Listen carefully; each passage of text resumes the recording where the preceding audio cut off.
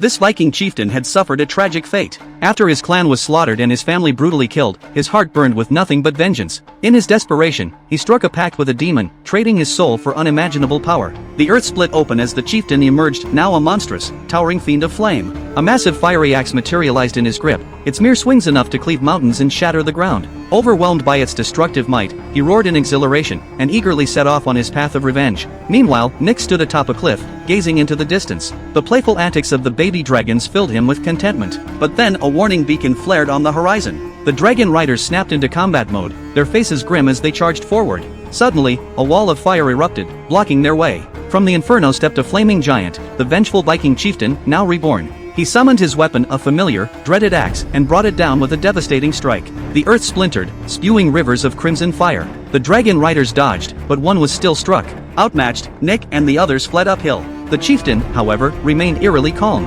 He crouched, then transformed into a serpent of living fire. Nick froze, stunned. How could they fight this? Panicked, he kept running, the chieftain slithering after them with chilling patience. Soon, Nick and his dragon were cornered. The fiery pursuer closed in. With no escape left, they roared in defiance, hurling rocks, but the attacks barely fazed him. The chieftain retaliated with a fiery punch, sending the dragon writhing in agony. Enraged, Nick lunged at the chieftain, heedless of danger. The fiend seized the chance to unleash another blast of flames, engulfing Nick entirely. Yet even as fire consumed him, Nick refused to yield. Ignoring the searing pain, he tackled the chieftain and both plummeted off the cliff. Mid-fall, Nick straddled him, landing blow after blow. The chieftain absorbed most of the impact during each brutal collision with the cliffsides. Only when they crashed onto solid ground did Nick finally release him. 100-meter drop. Nick's fate hung in the balance. Mia rushed to smother the flames still licking his body. Then a massive claw erupted from the earth, dragging the chieftain screaming into the depths of hell. His vengeance was complete. Back at the village, Nick hovered at death's door. The shaman wrapped his body in sacred leaves.